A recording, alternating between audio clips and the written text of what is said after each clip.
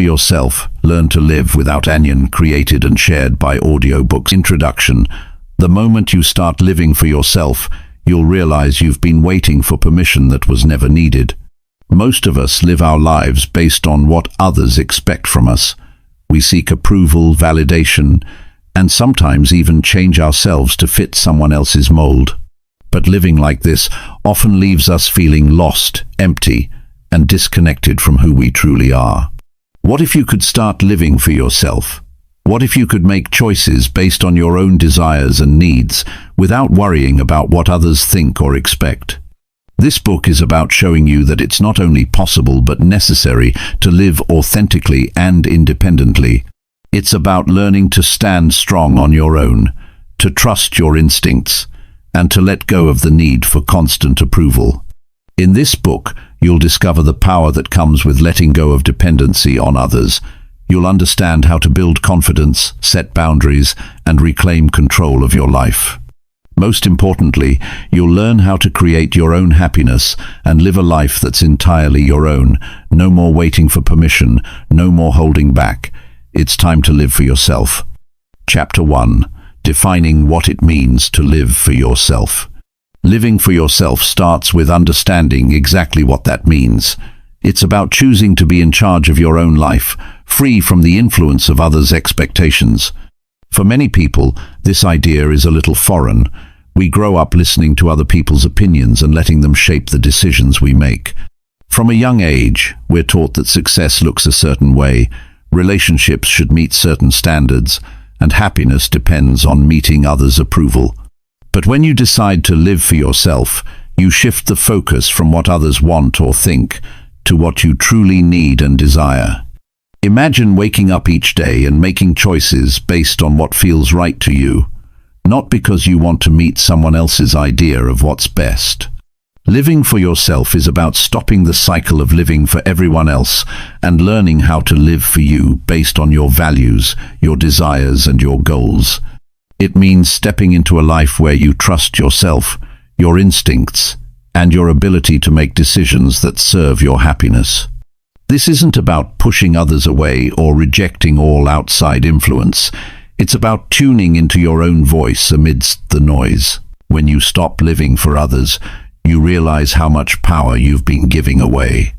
You stop seeking validation and approval from people who have no say in your happiness. The freedom that comes from this shift is liberating. When you make decisions with no one's opinion clouding your thoughts, you begin to trust yourself more. It's easy to get caught up in the idea that we need to follow a script, get a certain job, live a certain way, look a certain way. We look to others to tell us how to live, and often it's exhausting trying to meet all of their expectations. But the truth is, their opinions are just that, opinions. They don't define who you are or what you can achieve. You do. The first step to truly living for yourself is acknowledging that it's okay to make choices based on your own desires. It doesn't make you selfish, it makes you authentic. You've probably spent a lot of time trying to meet other people's needs, adjusting your behavior to fit into the world around you.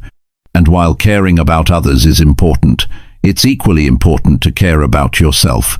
You can't pour from an empty cup. If you're constantly seeking approval or living for others, you'll find yourself drained, frustrated, and disconnected from what you truly want. Living for yourself means you get to decide what success looks like. What does success mean to you? Is it a career in a specific field, a certain lifestyle? Or is it about finding balance and peace in your everyday life? Success isn't one size fits all. What feels successful to you might not align with someone else's version, and that's perfectly okay. What matters is that you start defining success in your own terms and build your life around it. One of the hardest parts of this journey is letting go of the belief that your worth is tied to others' opinions. We all want to be liked, to fit in, to belong. It's natural to seek approval from those around us, but it's also important to understand that your value doesn't depend on meeting anyone else's expectations. Your worth is inherent.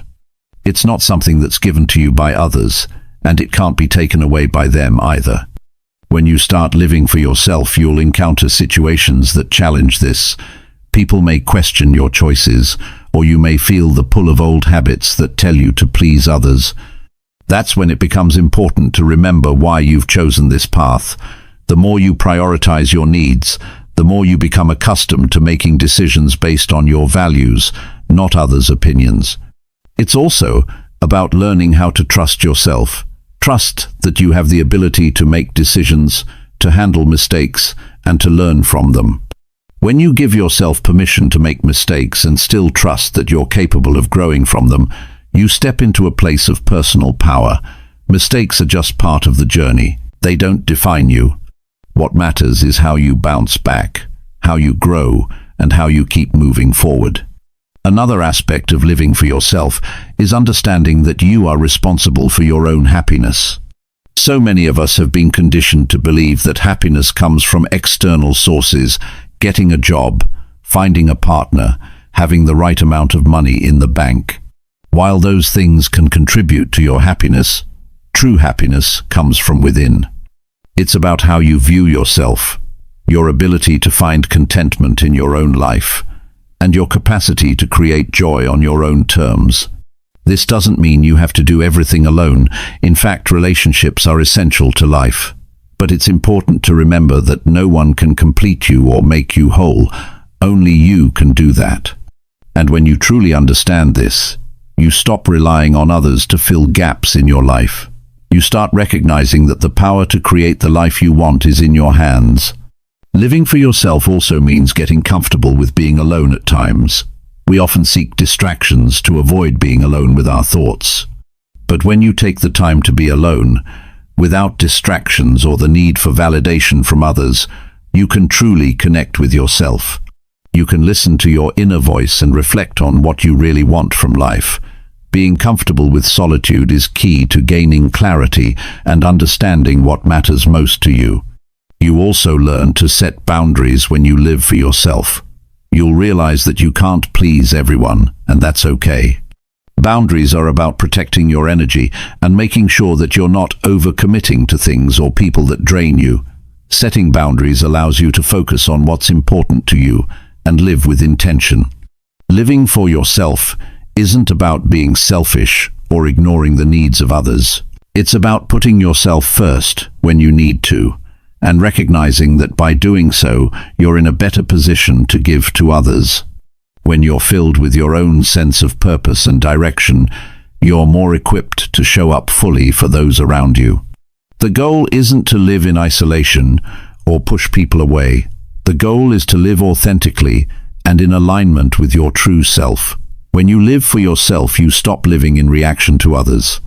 You start living with purpose, with clarity, and with an understanding that your life is your own to shape. It's not about being perfect, but about being true to yourself in every decision you make. As you begin to live for yourself, you'll start to notice changes. You'll feel more empowered. You'll stop doubting your worth. You'll begin to take ownership of your life in a way that you never have before. It won't always be easy, and there will be moments of discomfort. But each step you take in the direction of living for yourself will bring you closer to a life that is truly your own. Chapter 2.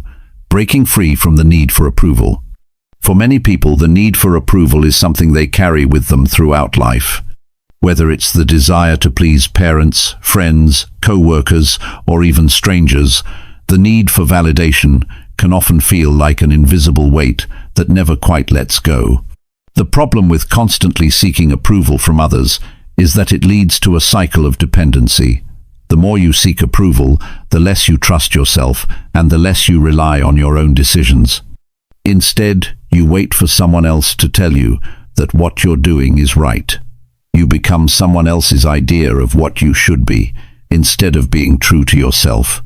Living for yourself requires breaking free from this cycle. It's about learning that your worth is not determined by the opinions or judgments of others. When you make decisions based on your own values, preferences, and instincts, you take back control of your life. The first step is realizing that the need for approval, while natural, can also be limiting. It keeps you stuck in patterns that don't serve you and causes unnecessary stress.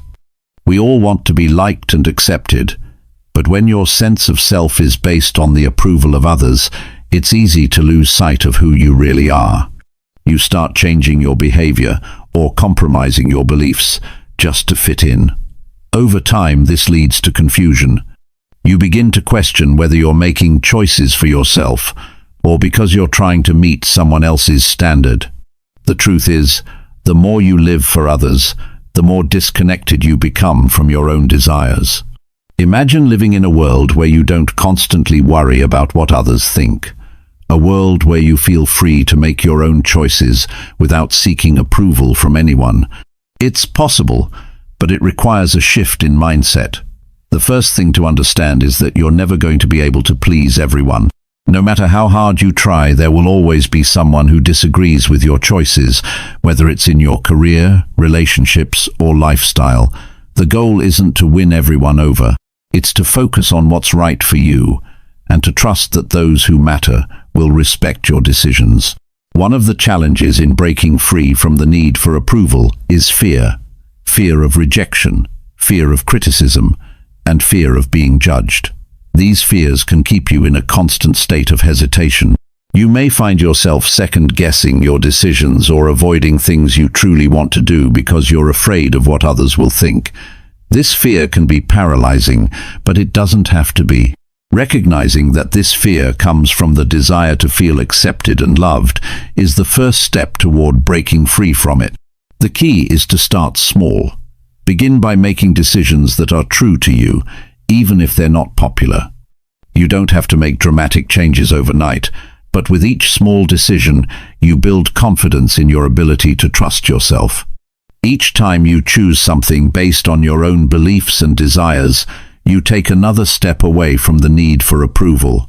This doesn't mean you ignore the opinions of others entirely, but it means you learn to filter out what doesn't align with your values. As you start trusting yourself more, you'll notice that the approval of others becomes less important. You'll begin to make choices without worrying about what others think. This shift can be incredibly freeing. It's like taking a deep breath after holding it for too long. The weight that comes from seeking validation starts to lift, and you feel lighter, more confident, and more in control of your life. In the beginning, the fear of rejection may still be there, but over time you realize that not everyone's approval is necessary for your happiness. You stop basing your worth on how others see you, and instead, you focus on your own self-worth. This doesn't mean you become indifferent to others. It just means you stop giving so much power to their opinions. One of the most powerful things you can do for yourself is to surround yourself with people who support and respect your choices. These are the people who encourage you to be authentic, who see the value in your decisions, and who don't try to impose their own expectations on you. Having a support system like this makes it easier to trust yourself because you know that the people who matter most in your life accept you for who you are. However, you also have to learn to be okay with people who don't understand your decisions.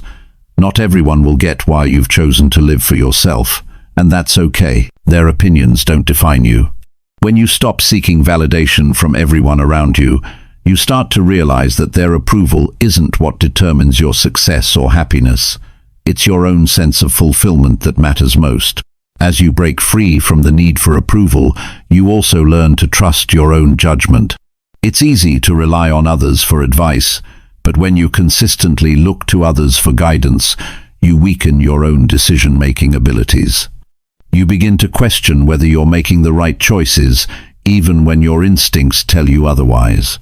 By trusting yourself, you develop the confidence to make decisions based on your own knowledge and experience. The more you trust yourself, the stronger your inner voice becomes, and the less you rely on others to tell you what to do. Over time, you'll notice a shift in how you approach decisions.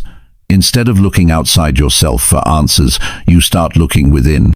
You'll find that the answers were always there, waiting for you to acknowledge them. This is empowering. It's not about ignoring the input of others, but rather using their opinions as just one piece of the puzzle, not the entire picture. There may still be times when you seek reassurance or advice from others, and that's okay. But it's important to remember that at the end of the day, the decision is yours to make. You are the one who has to live with the consequences of your choices, so it's only fair that you trust yourself enough to make those choices with confidence. The key to living for yourself is knowing that you are enough, just as you are. You don't need anyone's approval to be worthy of love, respect, or success. By freeing yourself from the need for constant validation, you can begin to live a life that is true to who you are. You start making decisions that feel right to you, not because you want to fit in, but because you are finally allowing yourself to live authentically. The moment you realize this, you take back your power. The opinions of others become just that, opinions, not rules to live by. The more you practice living for yourself and trusting your own judgment, the easier it becomes. You start living in alignment with your values, your desires, and your vision for your life. The need for approval loses its grip on you, and you become more confident in the choices you make. You understand that you don't need anyone's permission to pursue what you want. It's a liberating feeling, and it's the first step in reclaiming control over your own life. Over time, you'll find that living for yourself doesn't just bring freedom, it brings peace. You no longer feel the need to explain yourself or justify your choices to anyone. You stop worrying about how others perceive you and start focusing on how you perceive yourself. In this process, you'll discover that the only approval you need is your own. Chapter 3. Reclaiming your personal power.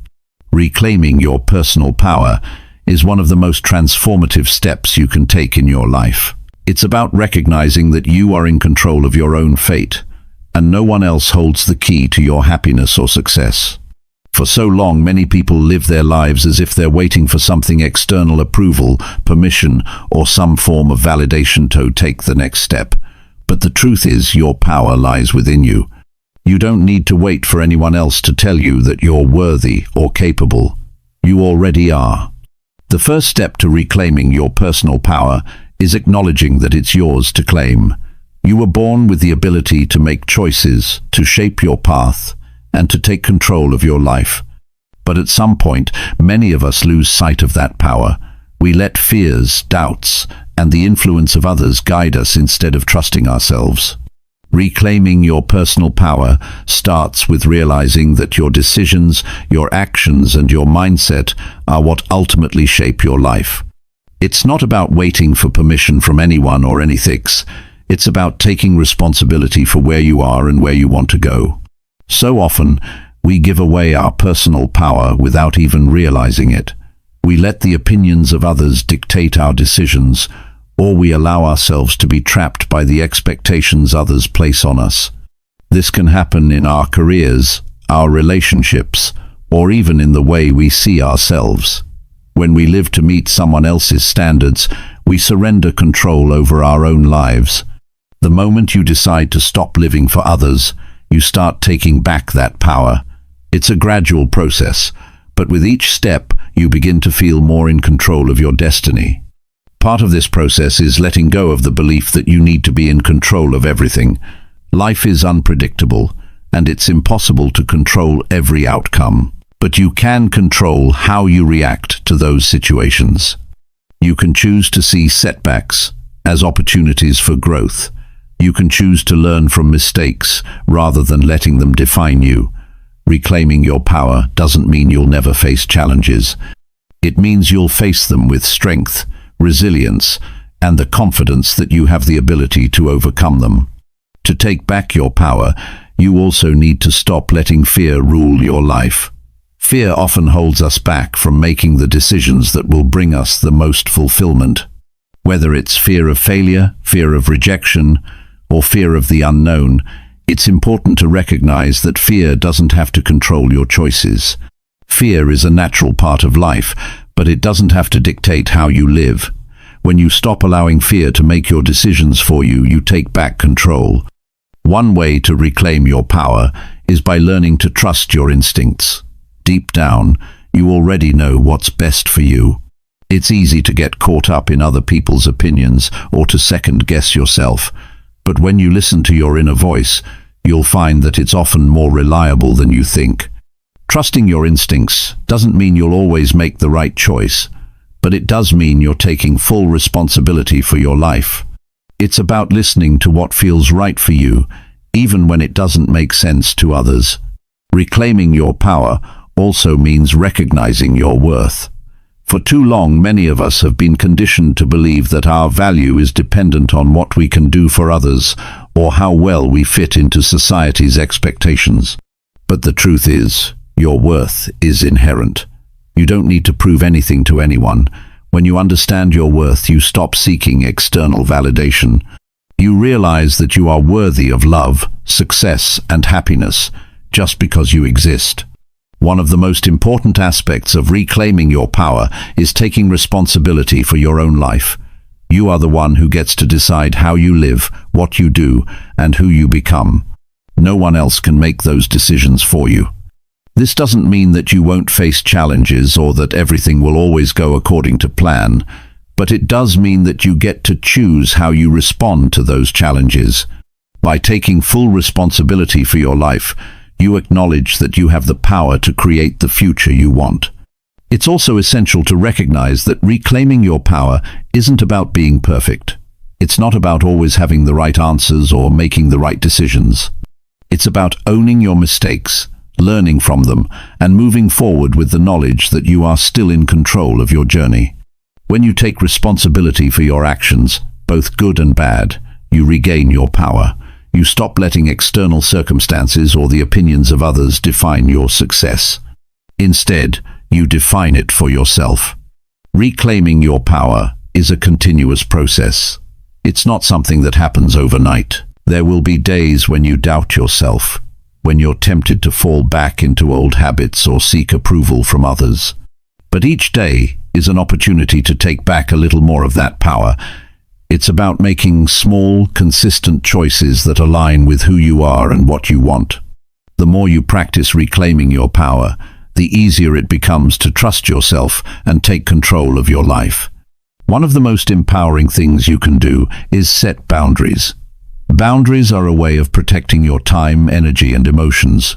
When you set healthy boundaries, you stop letting others dictate how you spend your time or how much you give.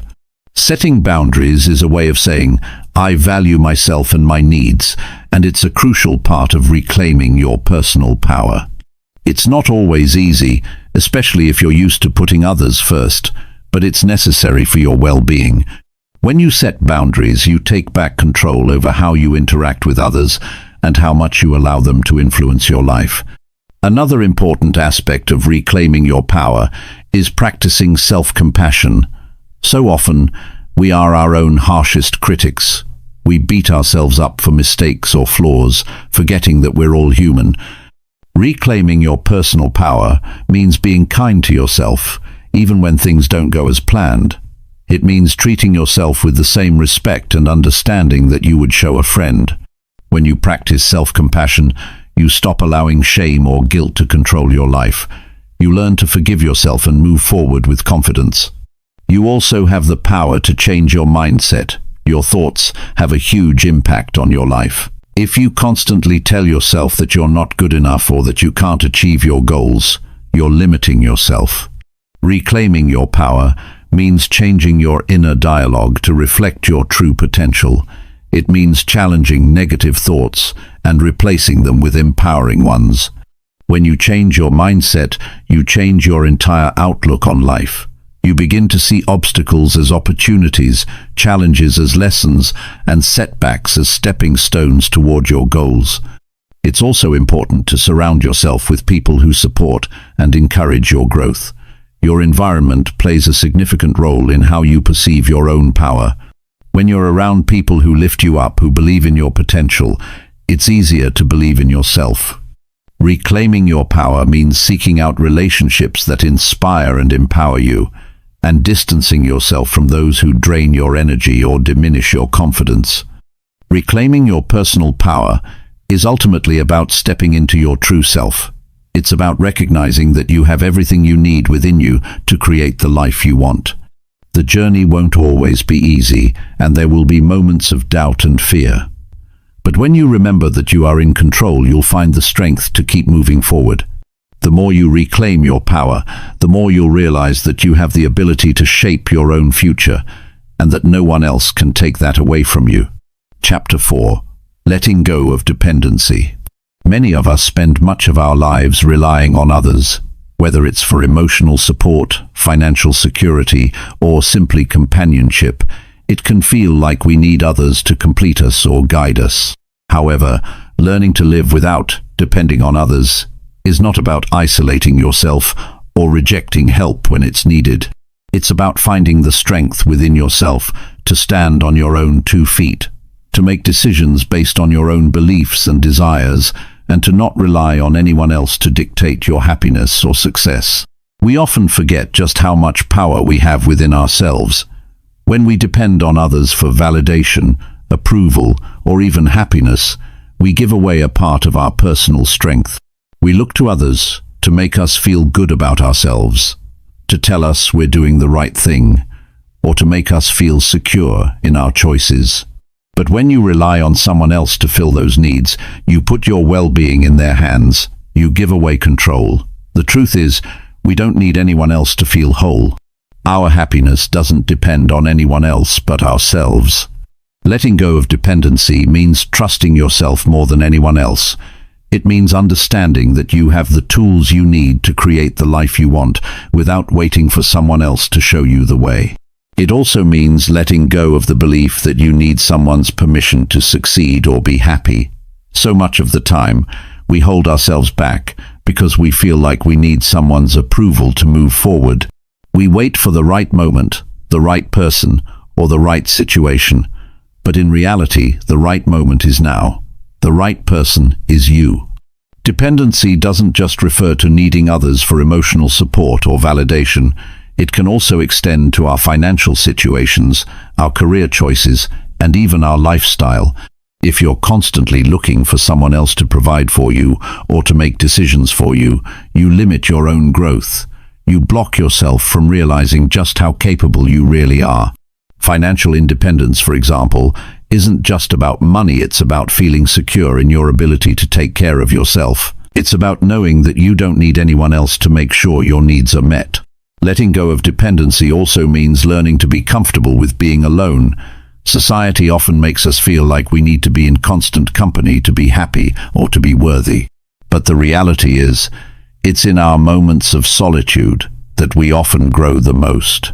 Being alone doesn't mean being lonely. It's an opportunity to reflect, to focus on your own needs, and to recharge. It's in these moments of solitude that we discover who we truly are and what we truly want.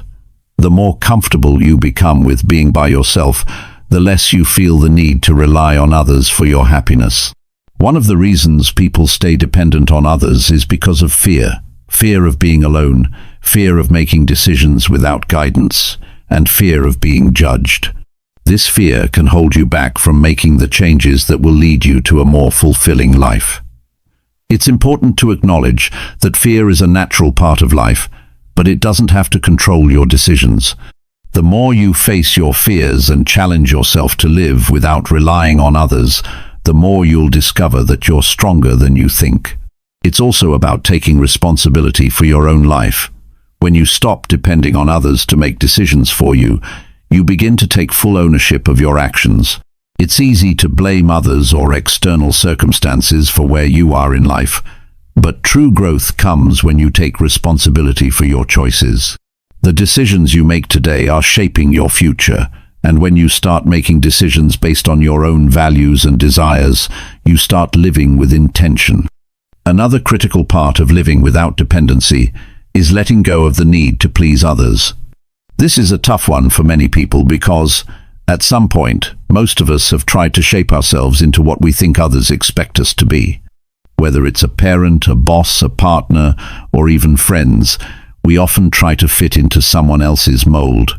But constantly trying to meet someone else's expectations leads to frustration, resentment, and a loss of self-identity. It can also leave you feeling drained because you're constantly giving to others while neglecting your own needs. When you live for yourself, You stop worrying about pleasing others and start focusing on what makes you feel fulfilled. Living without dependency doesn't mean rejecting all support from others. It means choosing to be in relationships that are healthy, balanced, and supportive, rather than ones that are based on need or obligation. It means knowing that while you can lean on others, you don't need them to survive or thrive. You can offer love, support, and care to others without needing anything in return. True independence comes when you realize that you are enough on your own. You don't need to rely on anyone to make you feel complete. One of the most empowering steps in breaking free from dependency is recognizing that you are responsible for your own happiness. It's easy to place the blame for our unhappiness on other people or external situations. But the truth is, happiness is a choice. It's about learning to create joy within yourself, rather than looking outside of yourself for it. When you start taking responsibility for your happiness, you stop depending on others to make you feel good about yourself. You realize that you are the one who controls your emotions and your well-being. Building your own sense of security is another crucial part of breaking free from dependency. This doesn't just mean financial security, though that can certainly be an important part of the process. It also means emotional security. It's about learning to manage your emotions and not relying on others to do it for you. It's about understanding that no matter what happens in your external world, you are capable of handling it on your own. This sense of inner security gives you the freedom to live life on your terms. As you begin to let go of dependency, you may notice that the relationships you have with others begin to shift. You may become more selective about the people you surround yourself with. You begin to attract people who respect your independence and who support your growth. Relationships based on mutual respect and genuine connection are far more fulfilling than those based on neediness or obligation. When you are no longer dependent on others for validation or support, you begin to attract healthier, more balanced relationships. This process is not easy, and it certainly doesn't happen overnight. Letting go of dependency takes time and requires a shift in mindset, but it's a necessary step toward personal freedom and growth. It's about recognizing that you have everything you need within yourself to create the life you want. When you learn to stand on your own 2 feet, you'll feel more confident, more empowered, and more capable of handling whatever life throws your way. Learning to live without anyone doesn't mean that you should isolate yourself from others or never ask for help. It's about understanding that your worth and your happiness come from within.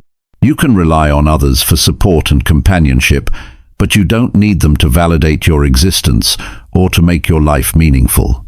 By letting go of dependency, you take back your power. You learn that you are strong, capable, and enough, just as you are. Chapter 5. The Power of Solitude. There's a common misconception that solitude is the same as loneliness.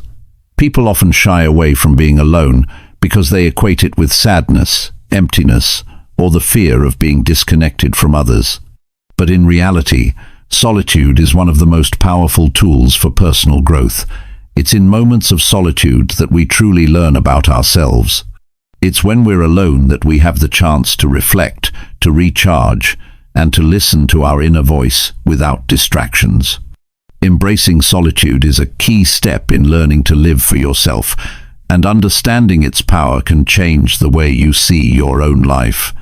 Solitude is not about isolation, it's about being comfortable with your own company. It's the time you spend with yourself, not for the sake of avoiding others, but for the purpose of reconnecting with your true self. It's a space where you can relax your mind and reflect on who you are, what you want, and how you want to move forward. Too often, we get caught up in the noise and the expectations of the outside world. We look to others for validation, for answers, or for companionship, without realizing that all the answers we seek are already within us. Solitude gives us the space to rediscover our personal strength and wisdom. When you begin to embrace solitude, you'll notice something remarkable. It's not the absence of people that makes you feel isolated, but the absence of clarity and self-understanding. In the busyness of daily life, it's easy to get lost in the hustle, to follow the opinions of others, or to drown out your inner thoughts with distractions. Being alone allows you to filter out all that external noise and tune into your true feelings and desires. In those quiet moments, you find your center, your clarity, and your purpose. The fear of being alone is often rooted in insecurity. People worry that if they're alone, it means something is wrong with them, or that they'll be missing out on something. But in truth, solitude doesn't diminish your worth, it enhances it. It's in these quiet moments that you can step away from the pressure to conform or the need for approval. You can be yourself, without pretense, without judgment, and without the need to explain yourself to anyone. Solitude is a safe space where you can embrace your authentic self. The power of solitude is that it allows you to reset and recharge. It's easy to feel drained when you're constantly interacting with others, meeting their needs, and living according to their schedules. But when you carve out time for yourself, you give your mind and body a chance to rest. Solitude allows you to replenish your energy, to process your thoughts, and to reconnect with your goals and desires. It's like pressing the reset button on your life, allowing you to move forward with renewed strength and purpose. Another benefit of embracing solitude is that it cultivates self-awareness. When you're constantly surrounded by people, it's easy to lose touch with your own needs, desires, and emotions. You may find yourself making decisions based on what others expect of you, rather than what you truly want. But in solitude, you are given the chance to check in with yourself. You can ask yourself the tough questions. What do I really want out of life? What makes me happy? What are my values? These are the questions that allow you to align your actions with your true self. Being alone doesn't mean that you need to isolate yourself from others or cut yourself off from the world. In fact, embracing solitude can improve your relationships with others. When you take the time to be with yourself and understand who you are better equipped to connect with others in a meaningful way. You can enter relationships not from a place of need or dependence, but from a place of wholeness. You have more to give because you've taken the time to nurture yourself. Solitude is also the ideal space for creativity. When we're constantly distracted or engaged with other people, it can be hard to hear our own thoughts and ideas. But in solitude, our creativity has room to flourish. Whether it's through journaling, painting, writing, or simply reflecting on your goals, being alone allows you to tap into your creative potential. It gives you the mental space to explore new ideas, solve problems, and think outside the box. The world's most successful innovators and creatives have often relied on solitude to fuel their ideas and their work. One of the most powerful aspects of solitude is that it teaches you to become your own best friend. When you're constantly seeking validation from others, it's easy to overlook your own worth. But solitude helps you recognize that you don't need anyone else's approval to feel good about yourself. You can learn to enjoy your own company and appreciate your own uniqueness. Solitude helps you develop a deeper sense of self-love and self-compassion, two key ingredients for living a fulfilling life. It's important to note that solitude doesn't mean avoiding relationships or avoiding the world around you. Instead, it's about creating balance. It's about recognizing that you need time for yourself in order to be fully present with others. When you take time to nurture your own needs, you have more energy, patience, and understanding to offer the people around you. Solitude allows you to become more centered, more grounded, and more compassionate, which ultimately improves your relationships. When you're comfortable with solitude, you become less reliant on others for your happiness. You stop seeking out distractions or external validation because you've learned that your happiness comes from within.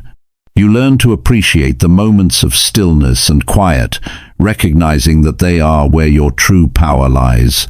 By embracing solitude, you take control of your life, your happiness, and your success. It's the ultimate form of self-care, and it allows you to step into your fullest potential. In today's fast-paced world, it's easy to forget the importance of solitude. We're constantly surrounded by noise, whether it's the constant ping of our phones, the demands of work, or the expectations of others. But solitude offers us something that nothing else can: peace. It gives us the space to reflect, to breathe, and to connect with ourselves in a way that the chaos of daily life often doesn't allow. When we embrace solitude, we reclaim our power and our sense of purpose. Solitude is not about being alone forever. It's about learning to be at peace with yourself so that you can approach life with a sense of clarity, strength, and self-assurance. When you take the time to connect with yourself, you become better equipped to navigate the complexities of life. You gain the wisdom, insight, and confidence needed to face challenges head-on. And when you emerge from those moments of solitude, you do so with a deeper sense of who you are and what you want out of life. Embrace solitude, and you'll find that it's one of the most rewarding, life-changing experiences you can have. Chapter 6. Identifying and overcoming fear of being alone. There's something unsettling about the idea of being alone. It makes people anxious, and for some, it triggers feelings of fear that they might be left out, unnoticed, or unloved. These feelings are perfectly natural because, as humans, we have a deep need for connection. But when that fear becomes overwhelming, it can hold us back from living life fully. The fear of being alone isn't about the absence of people around us. It's about the uncomfortable silence inside our own minds. The more we avoid that silence, the more we miss out on the growth that can happen when we're by ourselves. When we think of the fear of being alone, we often associate it with loneliness, but loneliness is different. Loneliness comes from a lack of connection with others, whereas the fear of being alone stems from the discomfort of facing ourselves. It's easy to stay busy, to surround ourselves with distractions, whether they're people, work, or even entertainment, because it keeps us from having to deal with the emptiness or discomfort that can come from being alone. But the more we avoid it, the more power that fear has over us. When you learn to embrace being alone, you begin to realize that the fear isn't something to run from, it's something to face. It's not about never feeling lonely or never experiencing moments of discomfort.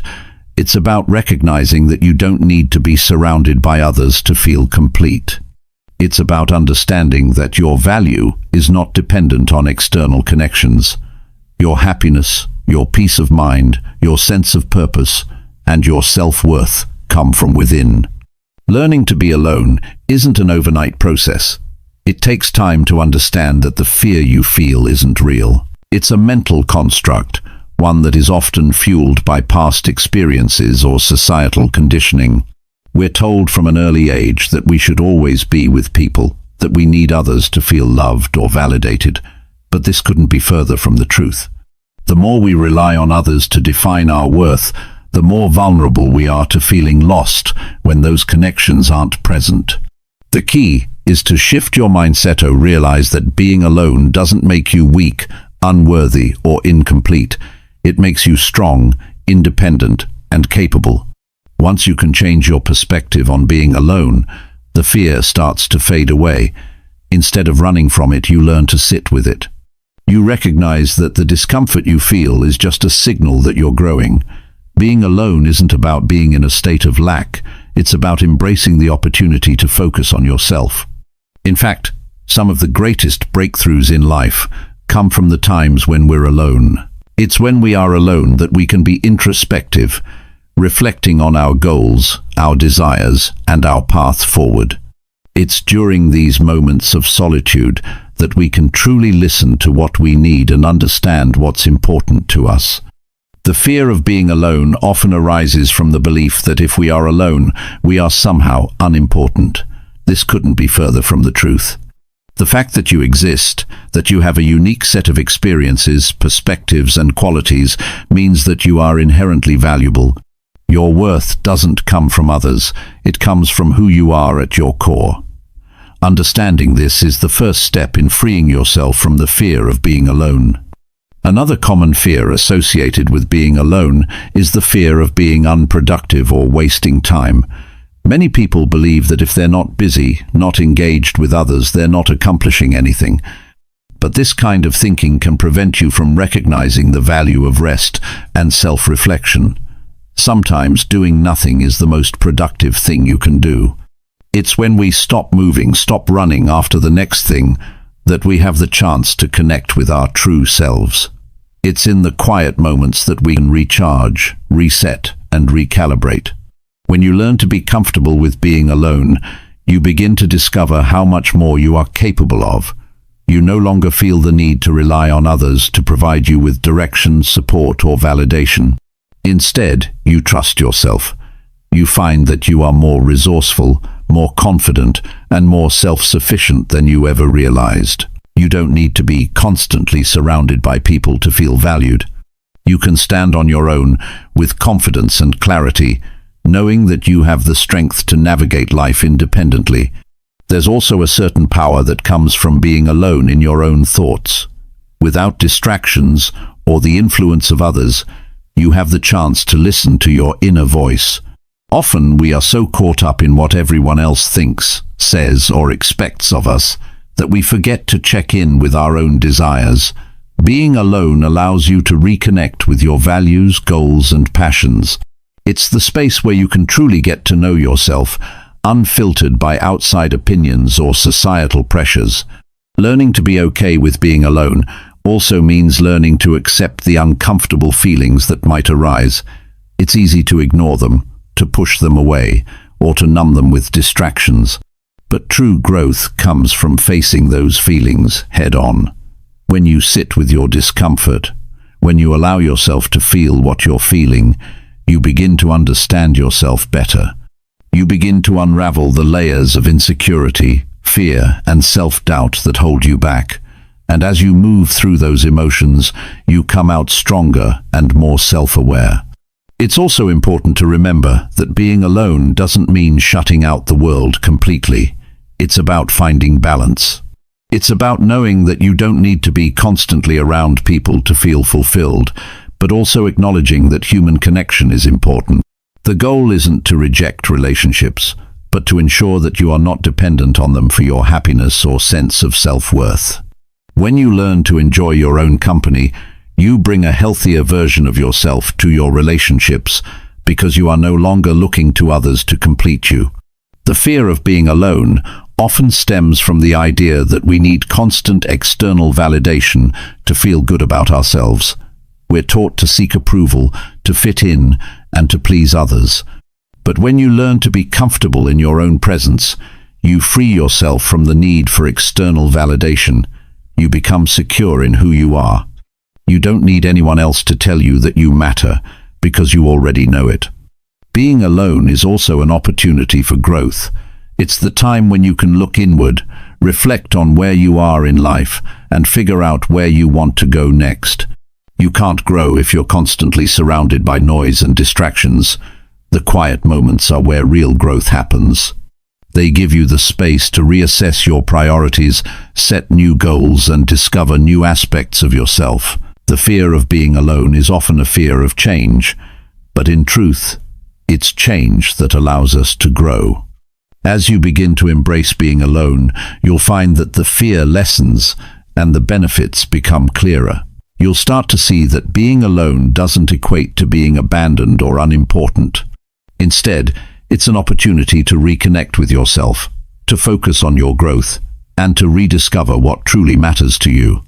Being comfortable with your own company gives you the strength to face life with confidence, to trust yourself, and to make decisions based on your own values, not the expectations of others. And ultimately, it's through this process that you learn to live for yourself. Chapter 7.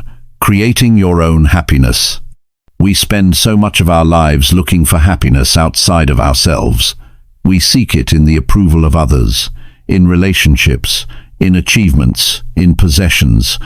We are often convinced that happiness is something we can find through external sources, but the truth is, it's not something that can be found outside of us at all. True happiness comes from within. It's about being content with who you are and where you are in life, regardless of external circumstances. The first step in creating your own happiness is understanding that it's not something that can be earned or given to you. Happiness doesn't come as a reward for completing a checklist of tasks, nor does it appear when someone else validates your worth. It's a mindset, a way of approaching life. You can choose to be happy, regardless of the situations you find yourself in. This doesn't mean that life will always be perfect, or that you won't face challenges. But it does mean that you have the power to decide how you respond to those challenges. Often, we wait for something or someone to make us happy. We tell ourselves that once we get that promotion, find the right partner, or move to the perfect home, we will finally feel fulfilled. But what happens when we reach those goals? The happiness we thought we'd find often fades away, leaving us searching for the next thing. This cycle continues because we haven't yet realized that happiness isn't dependent on those external things. It's about how we choose to experience life every single day. To truly create your own happiness, you must let go of the belief that it's something you need to chase. It's not something you can attain by pursuing external goals or seeking validation. Instead, it's about looking inward and deciding that you are enough, just as you are.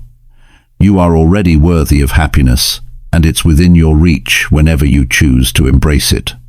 One of the key factors in creating your own happiness is learning to appreciate the present moment. We are often so focused on what we don't have or what's next in life that we overlook the joy that's available right now. Happiness isn't a distant destination that you'll reach someday. It's something that exists in the everyday moments of life. Whether it's enjoying a warm cup of coffee in the morning, having a conversation with a friend, or taking a walk in nature, these are the moments where happiness resides. When you focus on the present and stop constantly worrying about the future or dwelling on the past, you open yourself up to experiencing joy in its most natural form. Happiness doesn't need to be complicated. It's in the small, simple moments that we often find the most fulfillment. By practicing mindfulness and being fully present, you begin to realize that happiness is already within you, waiting to be acknowledged. Another important step in creating your own happiness is learning to let go of comparisons. We live in a world where we are constantly measuring ourselves against others. We see someone else's success, their happiness, their perfect life, and think that we're somehow falling short. But the truth is, everyone's journey is unique. What makes someone else happy may not be the same thing that brings you joy. When you stop comparing yourself to others and focus on your own path, you free yourself from the pressure to meet unrealistic expectations. You allow yourself to experience happiness on your own terms. A big part of creating your own happiness is also about letting go of resentment and grudges. Holding on to negative emotions only weighs you down and takes away your peace of mind. Forgiveness is not about excusing the actions of others, it's about freeing yourself from the burden of carrying that anger and pain. When you choose to let go of past hurts and move forward with a sense of peace, you make room for happiness to enter your life. Sometimes we also think that happiness comes from having everything figured out. We feel like we need to have all our goals lined up, a perfect plan, and the certainty that we're on the right track. But the reality is, life is unpredictable. There will always be unknowns, and the path will often be unclear. The key to happiness isn't in having all the answers, it's in being okay with not knowing exactly what the future holds. It's about trusting the process and knowing that you are capable of handling whatever comes your way. When you let go of the need for certainty, you free yourself from the stress of trying to control every aspect of your life. Another crucial part of creating your own happiness is focusing on what you can control, rather than what you can't. It's easy to get caught up in frustrations over things that are outside of our control. The weather, other people's behavior, world events, these things can create feelings of helplessness and dissatisfaction. But when you focus on what you can control, your thoughts, your actions, your attitude, you reclaim your power. You realize that no matter what's happening around you, you have the ability to shape your own experience. By choosing to focus on the positive, on the things that bring you joy, you can create a life that feels happy and fulfilling, no matter the circumstances. Creating your own happiness also means learning to take care of yourself, both physically and emotionally. When you're feeling good in your body, when you're rested, nourished and cared for, it's easier to feel happy. Happiness isn't just a mental state, it's a holistic experience that involves taking care of your entire being. This means getting enough sleep, eating nourishing foods, exercising regularly, and making time for activities that bring you joy. When you make self-care a priority, you set yourself up for a more balanced, happier life. Sometimes the act of creating your own happiness involves making changes in your life that might feel uncomfortable at first.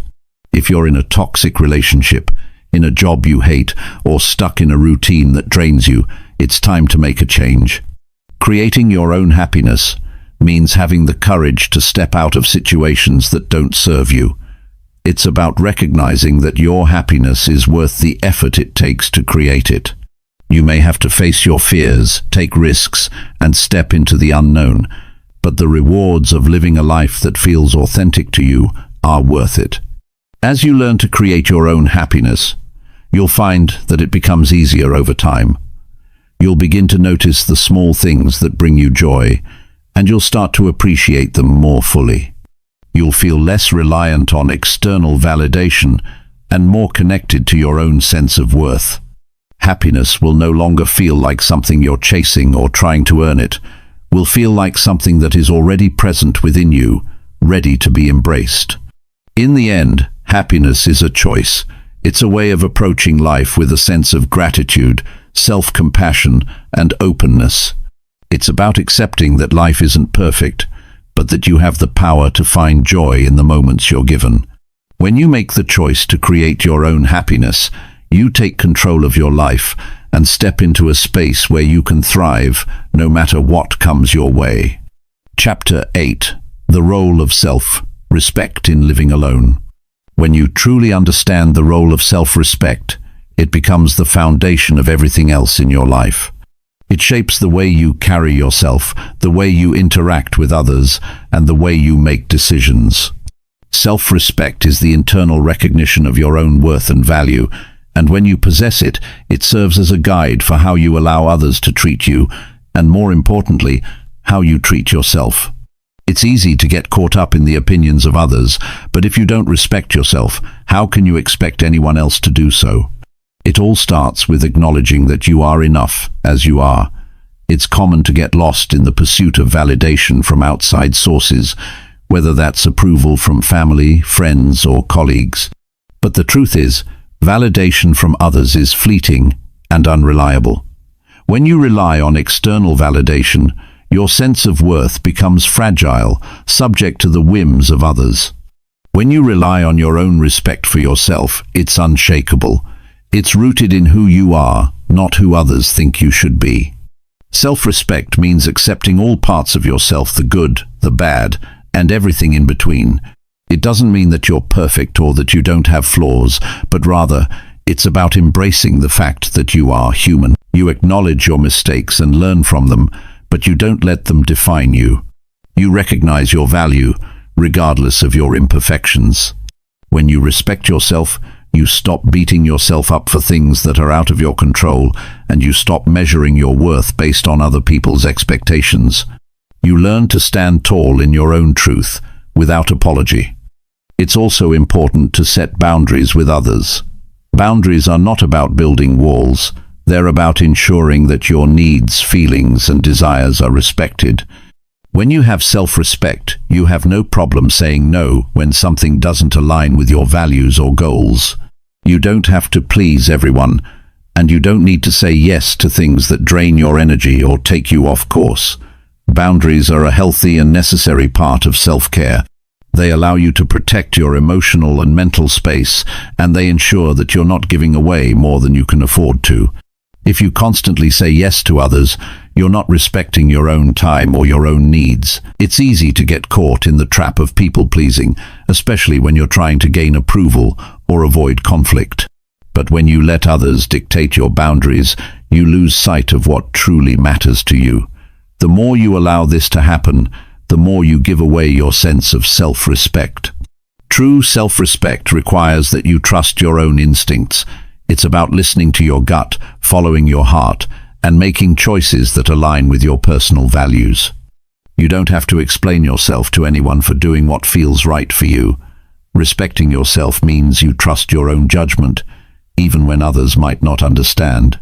You know your own worth, and you make decisions based on that understanding. One of the hardest aspects of self-respect is letting go of relationships that don't serve you. It's easy to stay in situations that are comfortable, even when they're not healthy. Whether it's a toxic friendship, an unfulfilling relationship, or a job that drains you, staying in those situations is a form of self-neglect. You may feel a sense of loyalty or obligation, but if those relationships or situations are causing you harm, it's time to walk away. Letting go of what doesn't serve you is an act of self-respect. It's about recognizing that your peace, your happiness, and your mental health are more important than staying in something out of comfort or fear. This also applies to the way you treat yourself. If you're constantly beating yourself up over your mistakes, or if you're indulging in habits that are harmful to your health, you're not respecting yourself. Self-respect means taking care of your body, mind, and spirit. It means giving yourself the space to rest when needed, feeding yourself with nourishing foods, and cultivating a positive mindset. Self-respect means not tolerating self-sabotage. It means challenging yourself to be better, but doing so with kindness and compassion.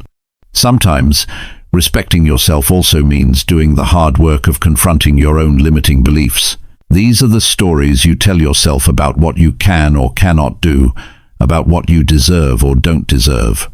They might have come from past experiences or things that others have told you, but they don't have to define you. Self-respect requires that you acknowledge these beliefs, challenge them, and reframe them.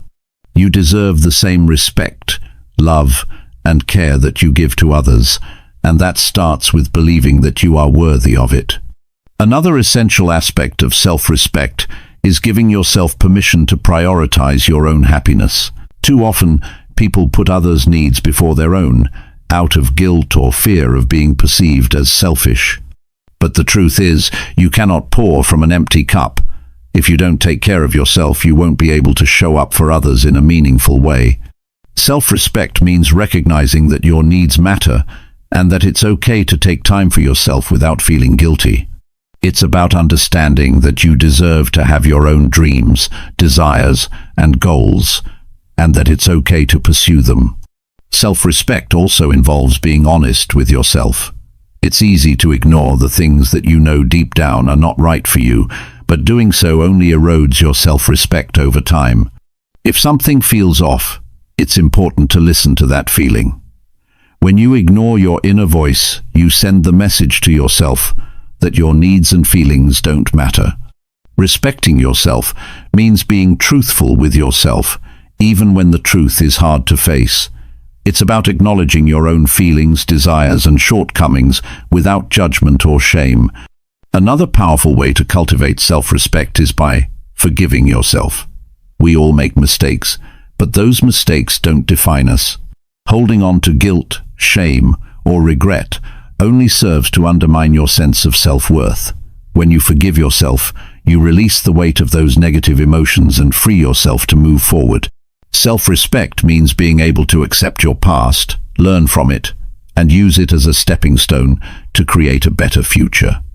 It means giving yourself the grace to be human and understanding that perfection is an illusion. As you continue to build your self-respect, you'll find that it becomes easier to stand firm in your decisions.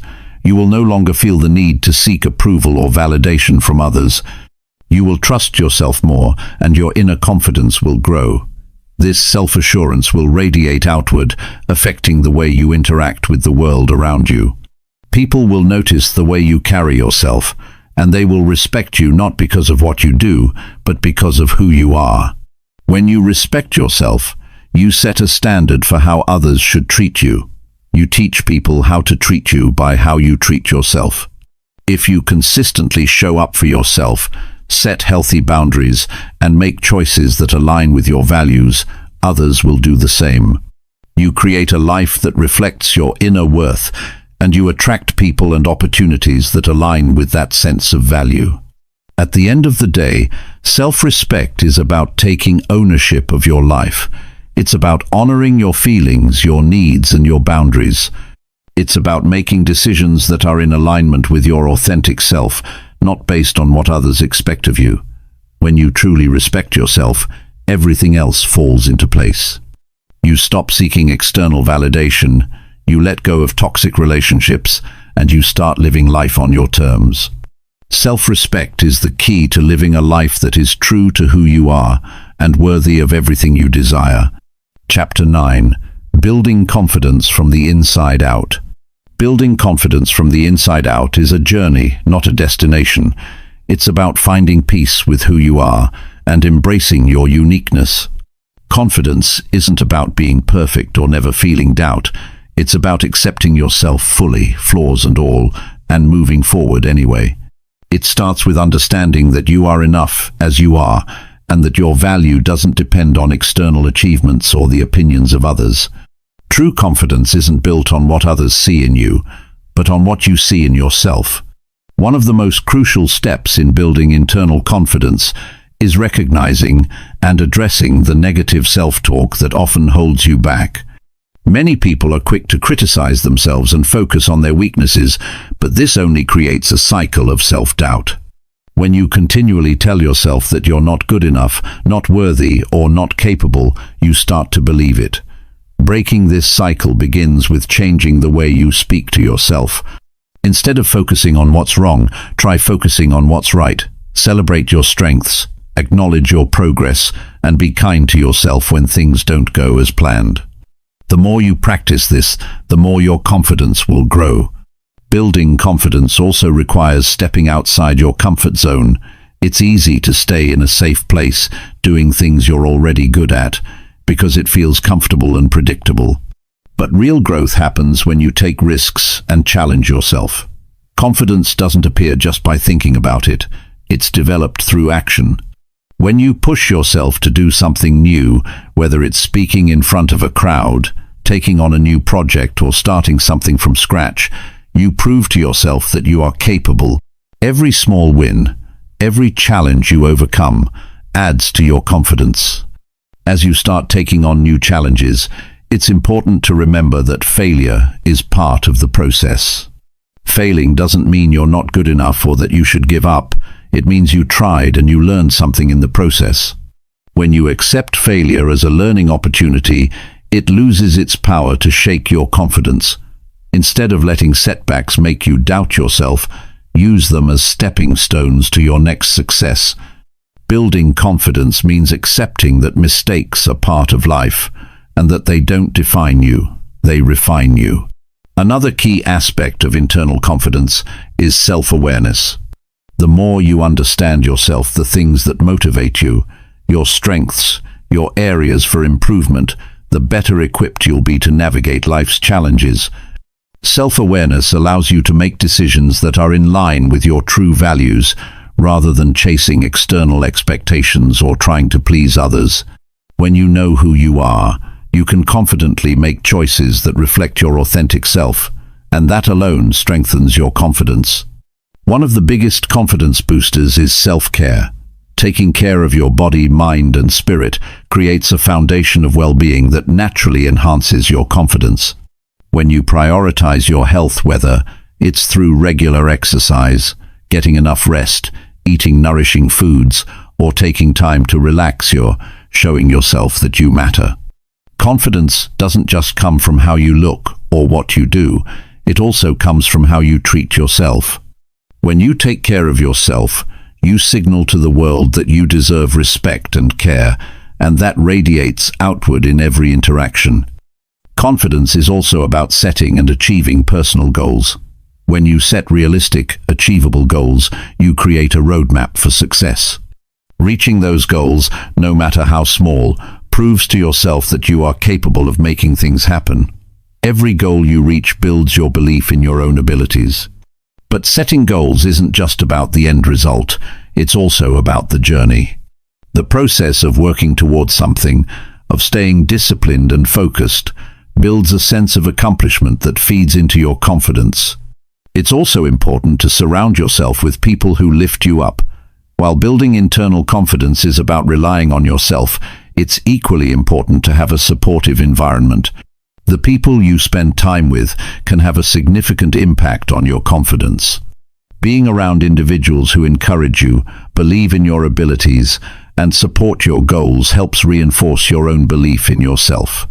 Positive, supportive relationships provide a space where you can be your authentic self, and they give you the strength to continue pushing forward, especially when things get tough. On the flip side, it's crucial to distance yourself from negative influences. People who constantly criticize, belittle, or undermine you can erode your self-esteem. If you're around individuals who make you feel less than or who reinforce your insecurities, it becomes difficult to maintain confidence. Building internal confidence requires protecting your energy and setting boundaries with people who don't respect you. You don't need anyone's approval to be confident, but you do need to be around people who respect you for who you are and who encourage you to be your best self. Another powerful tool for building confidence is visualization. This is a technique where you imagine yourself succeeding in the things you want to achieve. Visualization helps to create a mental image of success, which in turn can influence your actions and behaviors in real life. When you visualize yourself confidently handling challenges, achieving your goals, or succeeding in a particular area, your brain starts to believe that it's possible. This belief in your own success can motivate you to take the necessary steps to make it a reality. Along with visualization comes the power of affirmations. These are positive statements you say to yourself, reinforcing the belief that you are capable, worthy, and strong. When you repeat affirmations, you start to shift your mindset from one of doubt to one of certainty. The more you affirm your strengths and capabilities, the more you believe in them. This, in turn, boosts your confidence as it creates a positive internal dialogue that supports your growth. Finally, building confidence means being patient with yourself. It's easy to get discouraged if things aren't happening as quickly as you'd like, but true confidence is built over time. It's about making small, consistent steps forward. The journey is just as important as the destination, and sometimes the most important thing is just showing up every day, doing your best, and trusting that progress will come. Don't rush the process or compare your growth to others. Confidence is an individual experience, and it's about becoming the best version of yourself at your own pace. The key to building confidence from the inside out is remembering that it's a practice, not a one-time achievement. Every day is an opportunity to nurture and grow your confidence. It's about showing up for yourself, challenging yourself, and acknowledging your worth. Confidence is not about being perfect, it's about accepting who you are and trusting in your ability to navigate life's ups and downs with grace and strength. The more you invest in yourself, the more your confidence will flourish, and soon enough, you'll realize that you have everything you need within you to live the life you desire. Chapter 10. Setting boundaries without guilt. Setting boundaries is an essential aspect of living for yourself. It's about defining what is acceptable and what isn't in your life, protecting your peace, and creating space for what truly matters. Without boundaries, we risk being overwhelmed, drained, and taken advantage of. The beauty of boundaries is that they allow us to say yes to things that align with our values and no to things that don't. The first step in setting boundaries is recognizing that they are a form of self-respect. Boundaries are not about rejecting people or isolating ourselves, but about valuing our own time, energy, and well-being. When we set boundaries, we're telling the world and ourselves that we deserve to be treated with respect. Boundaries are necessary for maintaining healthy relationships, whether with friends, family, or colleagues. Without them, we can quickly find ourselves overwhelmed by the demands and expectations of others. At the heart of boundary setting is understanding our limits. What can you tolerate and what is unacceptable to you? These limits are personal and unique to each individual. For some, it may mean limiting the amount of time spent on work, while for others, it might mean setting clear emotional boundaries in relationships. Recognizing your limits is key to creating healthy boundaries. It's not about being selfish, it's about protecting your own well-being so that you can show up as your best self. Setting boundaries is often easier said than done. Many of us fear disappointing others or being perceived as selfish. This fear can make it hard to say no or to stand up for ourselves when we need to. But it's important to remember that saying no is not an act of rejection, it's an act of self-preservation. When we say no to things that drain us or don't serve our well-being, we are making space for the things that matter. Saying no is sometimes the most compassionate thing we can do, both for ourselves and for others. One of the biggest challenges in setting boundaries is dealing with the guilt that often comes with it. We live in a culture that encourages people to be constantly available, always helpful, and willing to say yes to everything. But saying yes to everything means saying no to ourselves. When we overcommit or allow ourselves to be stretched too thin, we end up feeling burned out, resentful, or overwhelmed. Learning to set boundaries means acknowledging that our needs are just as important as anyone else's. Boundaries are not just about saying no to others, they're about saying yes to yourself. When we set boundaries, we're making a commitment to our own well-being, happiness, and peace of mind. Boundaries protect our time, energy, and mental health. They allow us to prioritize the things that bring us joy and fulfillment without feeling guilty or overburdened. In fact, when we practice healthy boundaries, we often find that we have more energy to give to others because we've preserved our own energy in the process. It's important to remember that boundaries are not rigid walls. They are flexible and can change over time. Life circumstances change, and so do our needs. For example, if you're in a demanding job, you might need stricter boundaries around work hours. If you're going through a tough time emotionally, you might need more space to process your feelings and recharge. Boundaries should reflect where you are in life and what you need in that moment. It's about checking in with yourself and adjusting your boundaries as needed to protect your peace. Setting boundaries is also an act of self-awareness. It requires you to know what is important to you, what you value, and what your priorities are. It's easy to get caught up in the demands of others and lose sight of what truly matters to you. But when you set clear boundaries, you create space for the things that align with your values and goals. This clarity of purpose helps you stay focused and intentional in your life. It's about being proactive, instead of reactive, choosing how you want to spend your time and energy, rather than letting others dictate it for you. When you start setting boundaries, you may encounter resistance from others. People might not understand why you're saying no, or may push back against your boundaries. This can be uncomfortable, but it's important to stand firm. The key is to communicate your boundaries with kindness and respect, without feeling the need to apologize for them. Boundaries are about protecting yourself, and you don't need to justify your needs or explain yourself endlessly to others. Be clear, direct, and assertive, but also compassionate in your approach. It's also crucial to recognize that boundaries don't just apply to other people, they also apply to yourself. We often have a tendency to overcommit, overwork, or push ourselves too hard. Setting boundaries with yourself means acknowledging your limitations and giving yourself permission to rest, recharge, and take care of your mental and emotional health. This might look like saying no to extra tasks, taking breaks when you're feeling overwhelmed, or giving yourself time to relax without guilt. Self-boundaries are just as important as external boundaries because they help you maintain balance and avoid burnout. Another key aspect of setting boundaries is learning to manage your time effectively. When we don't have clear boundaries around how we spend our time, it's easy to get lost in distractions, work, or commitments that don't align with our goals. Setting boundaries around your time means being intentional about how you spend each day, prioritizing the things that matter most. It's about saying no to the things that don't serve you, and making space for what brings you fulfillment. As you start to set boundaries, you'll likely notice a shift in your life. You might feel more in control, less stressed, and more aligned with your goals. Boundaries create a sense of structure and order, and they allow you to take ownership of your time and energy. The more you practice setting healthy boundaries, the more empowered you'll feel. You'll stop feeling like you're at the mercy of other people's needs and expectations, and instead, you'll take charge of your own life.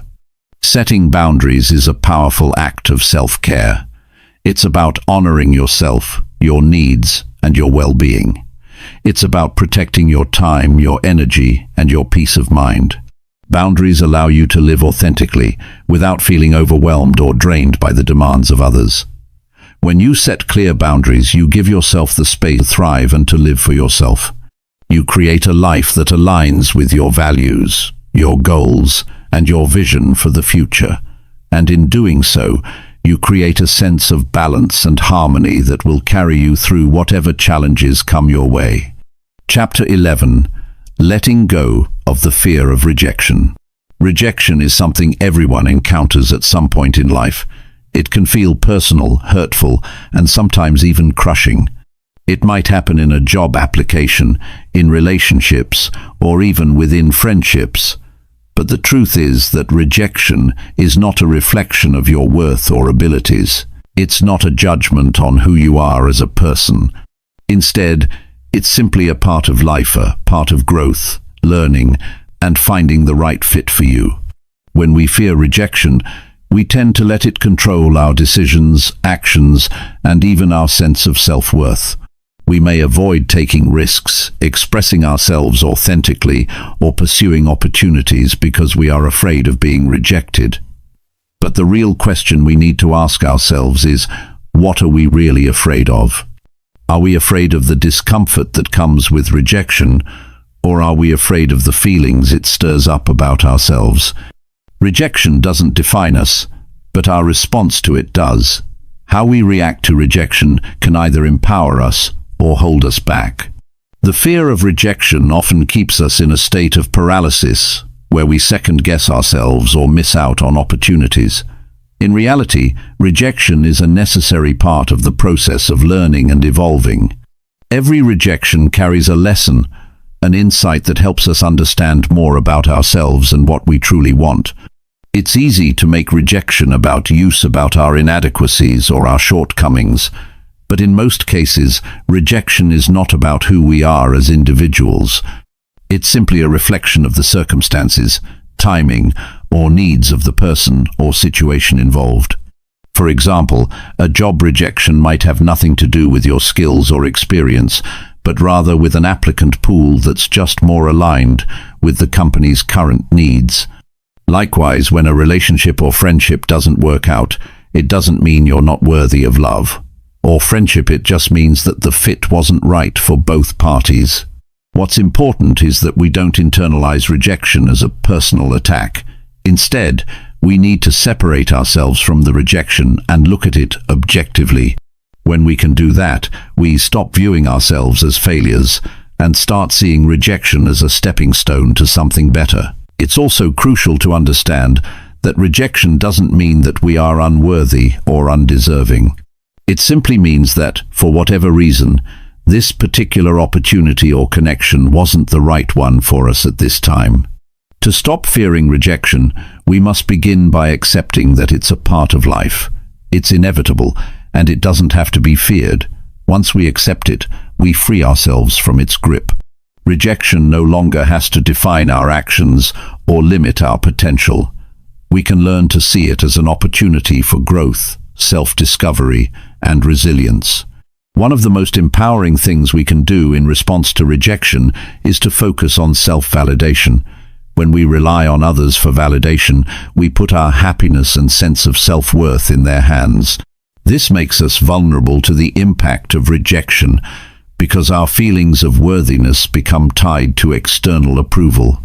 But when we learn to validate ourselves, when we recognize and appreciate our own worth, we become less dependent on external validation and less affected by rejection. Self-validation means recognizing your own strengths, qualities, and value, regardless of external circumstances. It means acknowledging your worth simply because you exist, not because someone else recognizes it or approves of it. When we validate ourselves, we become more resilient in the face of rejection. We stop needing the approval of others to feel good about ourselves, and we can continue to move forward, confident in our own worth. Another important aspect of overcoming the fear of rejection is reframing how we view rejection itself. Instead of seeing it as a failure or a setback, we can choose to view it as redirection. When something doesn't work out, it's often because there's something better or more aligned with our goals waiting for us. Rejection can act as a guide, showing us what doesn't fit, so that we can move closer to what truly suits us. It's like a process of elimination, where each no brings us closer to the yes that is meant for us. The key to reframing rejection is to stop taking it personally. It's not a reflection of your value, it's simply a part of the journey. When you embrace rejection as a tool for growth and a stepping stone to something better, you start to develop a mindset of resilience. You stop letting rejection define your journey and start using it as a way to fuel your determination to move forward.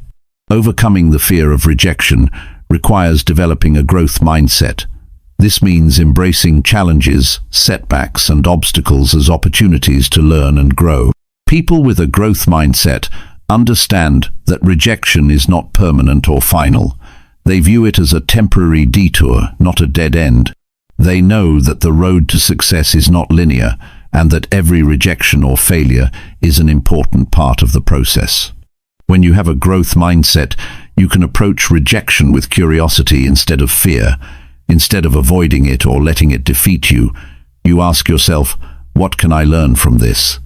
You seek the lesson in every rejection, whether it's a job you didn't get, a relationship that ended, or an opportunity that slipped away. Each rejection offers a chance to learn, adapt, and improve. Over time, you develop the confidence that rejection is simply a part of the process of achieving success, not a reflection of your worth. Another key to moving beyond the fear of rejection is surrounding yourself with people who support and encourage you. When you have a strong support system, it's easier to bounce back from rejection. These people can offer perspective, advice, and a sense of reassurance when you need it most.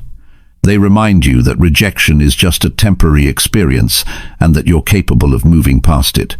With the support of others, rejection becomes less daunting because you have people who believe in you and help you see beyond the setback. At the same time, it's important to recognize that not everyone will understand or appreciate your journey. There will be people who don't support you, who judge you, or who criticize you. This is a natural part of life, and it doesn't mean you should take their opinions to heart. When we seek validation or approval from everyone around us, we set ourselves up for disappointment. Not everyone will like us, agree with us, or approve of our choices, and that's okay. What matters is that we stay true to ourselves and our values, regardless of what others think. Rejection isn't something to be feared or avoided. It's simply a part of life, and how we respond to it determines our growth and success. When we stop taking rejection personally and start using it as an opportunity for growth, we unlock the ability to move forward with resilience, courage, and confidence. Rejection no longer has the power to define us or hold us back. Instead, it becomes a tool for learning, redirection, and ultimately greater success. Chapter 12: The Strength of Emotional Independence. Emotional independence is something many of us overlook in the hustle of daily life, but it is a crucial skill that allows us to live for ourselves. It's the ability to manage your emotions and not allow others to dictate how you feel or how you should react. It means that while we may feel hurt or disappointed in certain situations, we don't let those feelings control us or define our actions. Emotional independence is about learning how to process emotions, understand where they come from, and choose how to respond to them in a healthy and balanced way.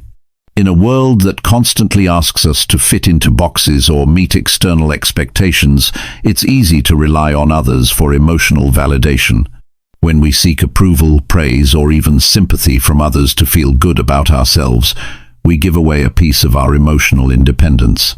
In those moments, our sense of self-worth becomes dependent on others' opinions. Emotional independence teaches us that we don't need anyone else to make us feel whole or validated. We can find that within ourselves. The first step towards emotional independence is recognizing that we can control our responses, even if we can't always control what happens to us. Life doesn't always go as planned, and we face challenges, disappointments, and heartaches along the way. But how we react to those challenges is entirely within our power.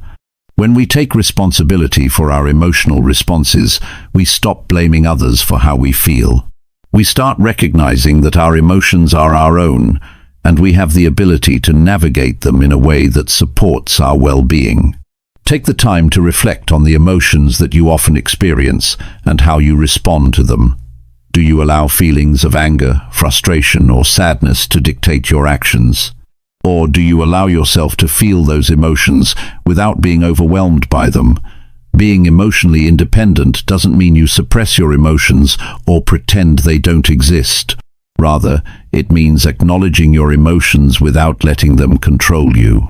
It means understanding that feeling sad, angry, or upset is a natural part of being human, but those feelings do not need to dictate how you show up in the world.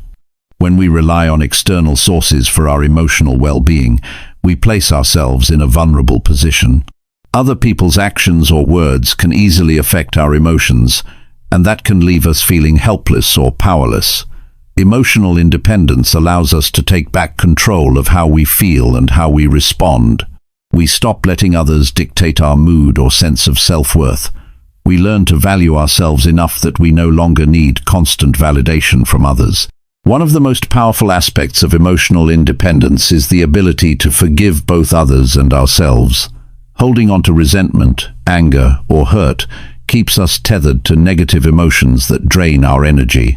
Emotional independence gives us the strength to let go of past grievances and move forward with a clear mind and open heart. This doesn't mean that we forget what happened or condone negative behavior, but it means that we release the emotional weight attached to those experiences. When we forgive, we free ourselves from the burden of carrying unnecessary emotional baggage. Another important aspect of emotional independence is learning to set emotional boundaries. It's about knowing where your emotional limits are and communicating those limits clearly with others. When you allow others to overstep your emotional boundaries, it can leave you feeling drained, overwhelmed, and taken advantage of. Emotional independence requires you to stand firm in your boundaries and protect your emotional well-being. This doesn't mean shutting people out or being cold. It means knowing when to say no and when to prioritize your own mental and emotional health. While emotional independence is essential for personal growth, it doesn't mean that we should isolate ourselves or avoid close relationships. It's about finding a healthy balance between being emotionally self-sufficient and being open to love, support, and connection. It's possible to rely on others for emotional support without becoming emotionally dependent on them. In healthy relationships, both people maintain their sense of emotional independence while still offering care, empathy, and support to one another. Another powerful tool for cultivating emotional independence is mindfulness. When we practice mindfulness, we learn to observe our thoughts and emotions without judgment. Instead of reacting automatically to difficult emotions, mindfulness helps us pause and take a step back. It allows us to process our feelings with a sense of clarity and understanding, rather than being swept away by them. Mindfulness gives us the space to choose how we want to respond to our emotions, rather than letting them dictate our actions. A key part of emotional independence is learning to trust yourself. When you trust your ability to navigate your emotions, you begin to feel more secure and confident in your decisions. Trusting yourself means knowing that you have the resilience to face whatever comes your way, even when it's difficult. It's about trusting that you are capable of processing and managing your feelings without relying on others to solve your problems for you. One of the most empowering things you can do to build emotional independence is to practice self-care. Taking care of your emotional health is just as important as taking care of your physical health. This means engaging in activities that nourish your soul, whether it's spending time in nature, practicing a hobby, journaling, or simply taking a break from the demands of everyday life. Self-care gives you the space and time to recharge, reflect, and reconnect with yourself. It helps you stay grounded and centered, which is essential for maintaining emotional independence. While emotional independence is a powerful tool, it's important to remember that it's not about shutting people out or pretending that emotions don't matter. It's about finding a balance between honoring your emotions and taking responsibility for them. It's about recognizing that you have the power to choose how you feel and how you respond to the world around you. Emotional independence doesn't mean being cold or distant. It means being in touch with yourself, knowing what you need, and being able to navigate your emotions in a healthy and constructive way. Ultimately, emotional independence gives you the strength to live for yourself.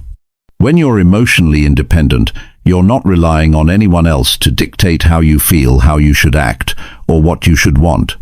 You create your own emotional landscape, one that is rooted in self-awareness, self-compassion, and self-respect. You stop seeking validation from others and start validating yourself. You recognize that your emotions are valid, but they don't have to define you. By building emotional independence, you empower yourself to live your life on your own terms, free from the weight of external expectations or emotional dependency. Chapter 13. Stop chasing relationships that don't serve you. It can be incredibly difficult to stop chasing relationships that drain us. These relationships, whether they are romantic, familial, or friendships, can leave us feeling unappreciated, exhausted, or even worse, stuck in cycles of dependency. Sometimes we hold on to them out of fear, habit, or a deep desire for acceptance, even when they don't contribute positively to our lives. This is the reality. Many people face the constant pursuit of connections that don't serve them well, often because we confuse familiarity with fulfillment or fear being alone. Realizing that you're chasing the wrong relationships is the first step toward freedom. It can be hard to admit that certain people in your life aren't helping you grow, and in fact might be keeping you from becoming your best self. These relationships can make you feel like you're constantly giving, but never receiving in return. You might feel emotionally drained after spending time with certain individuals, yet still continue to chase after their approval or attention. Why? Because it's easier to stay in a familiar situation than to step into the uncertainty of creating something better for yourself. It's crucial to understand that chasing relationships that don't serve you isn't just about romantic connections. This can apply to friendships, family relationships, or even work relationships where you feel undervalued or underappreciated. We often invest too much energy into trying to make certain relationships work when they clearly aren't aligned with who we are or what we need. It's hard to let go of people, especially when there are emotional attachments involved. But the longer you cling to relationships that don't bring out the best in you, the longer you delay your personal growth. One of the biggest issues that arise from unhealthy relationships is the loss of self. When we are constantly trying to meet the expectations of others or seeking validation from people who don't have our best interests at heart, we lose sight of who we are. Our actions, thoughts, and even our identity start to revolve around pleasing others, which ultimately leads to frustration, confusion, and unhappiness. Living for yourself means breaking free from this cycle and realizing that your happiness and well-being are not dependent on the approval of others. There is a stark difference between relationships that nourish and those that drain. Healthy relationships are built on mutual respect, trust, and understanding. They are the ones where you feel supported, seen, and valued for who you truly are. These kinds of connections help you grow and evolve.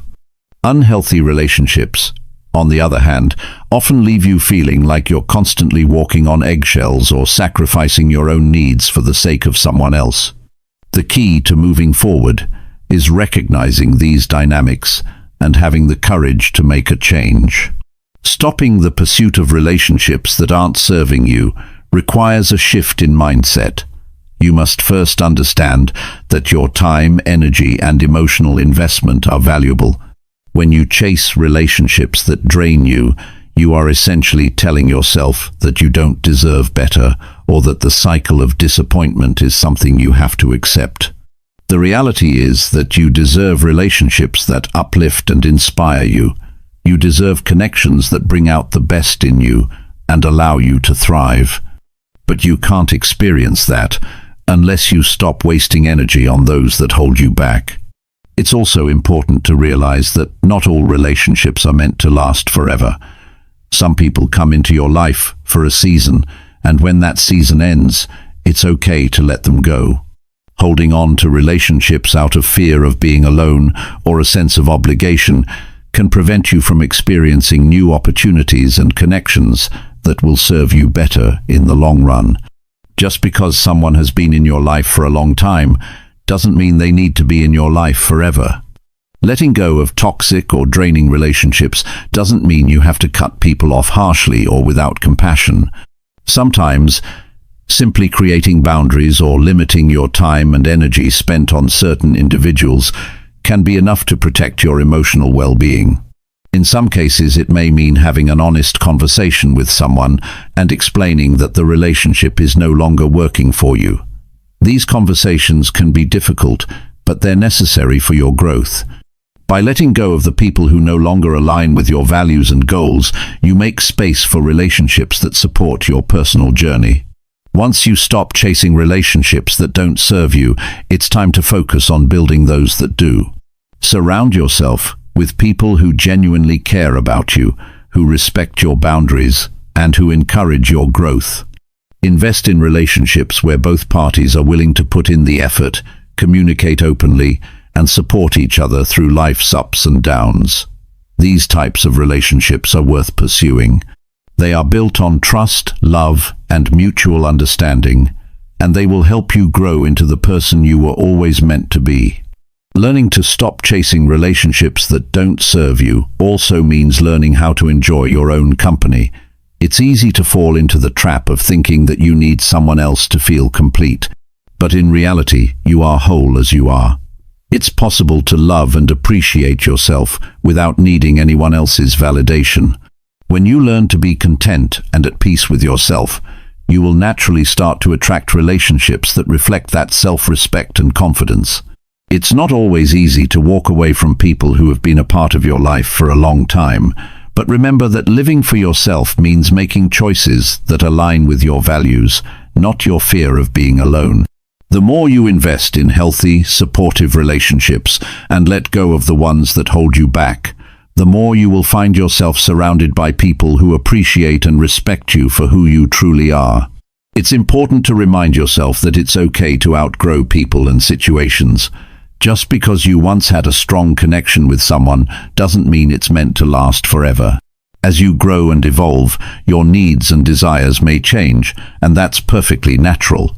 There is no shame in recognizing that a particular relationship no longer serves you. The courage to let go and move forward is a powerful act of self-love. Ultimately, stopping the chase for relationships that don't serve you is about reclaiming your time, energy, and emotional health.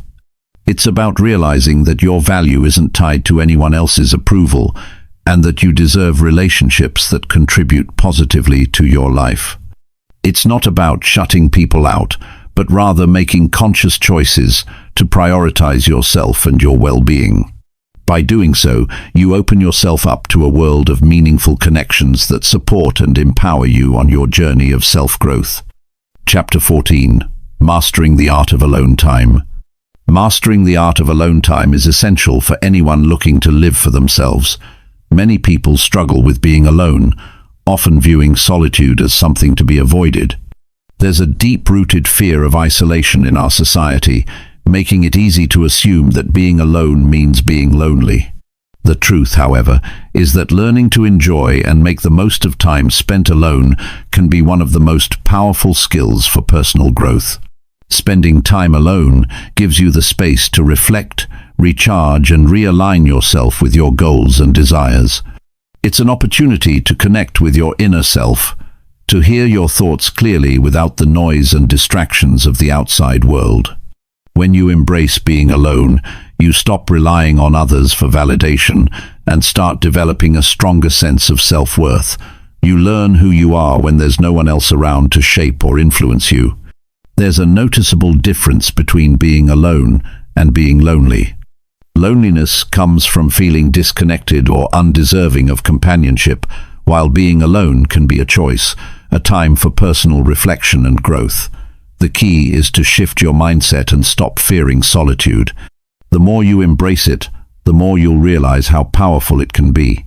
It's in these quiet moments that creativity thrives, clarity emerges, and a deep sense of peace can settle within. The first step in mastering alone time is understanding that solitude isn't a punishment or something to fear. In fact, being comfortable alone is one of the greatest gifts you can give yourself. It's an opportunity to focus on your passions, to work on projects that matter to you, and to rediscover the things that make you happy outside of others' expectations. Being alone gives you the freedom to make decisions without the influence of others, and to carve out your own path in life. Many people find that when they spend more time alone, they begin to rediscover their own passions and interests. Without the constant need to please others or fit into a group, you can finally take the time to explore what truly excites and motivates you. Maybe it's a hobby you once loved but set aside, or a new interest you've always wanted to pursue. Whatever it is, alone time allows you to dive deeper into these things and cultivate a sense of fulfillment that comes from within. It's also in solitude that you develop mental resilience.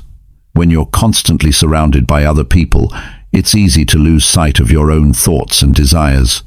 Alone time, however, forces you to confront yourself, your strengths, weaknesses, and everything in between.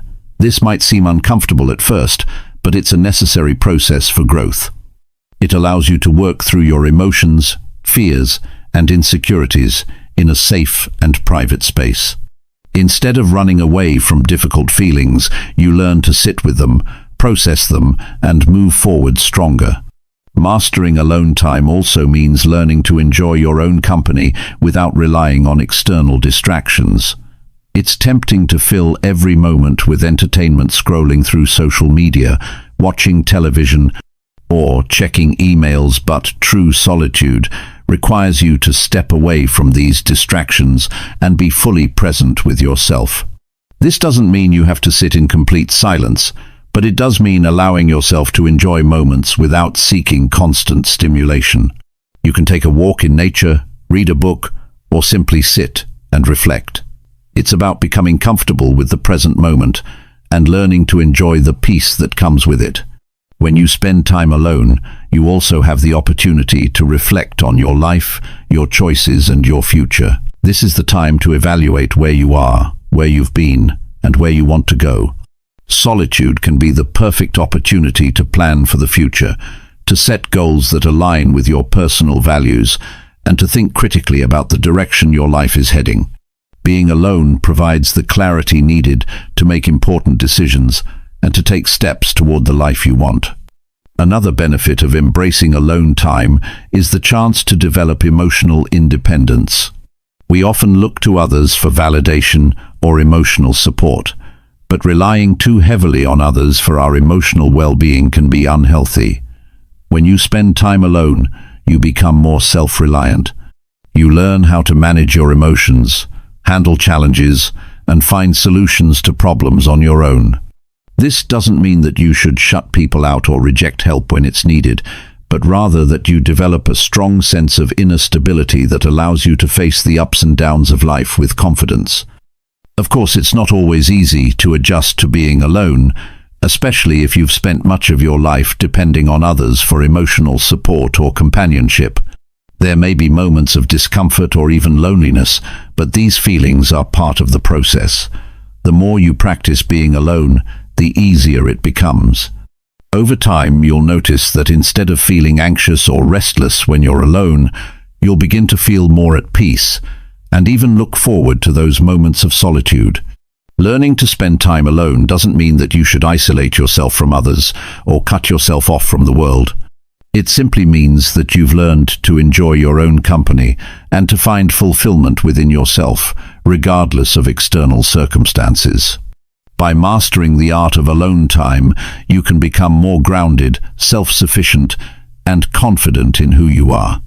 There are many ways to enjoy and make the most of alone time. You can start by creating a space that feels comfortable and peaceful, whether it's a quiet corner in your home, a local park, or a favorite coffee shop. Fill this space with things that inspire you, whether it's a journal, a good book, or a piece of art.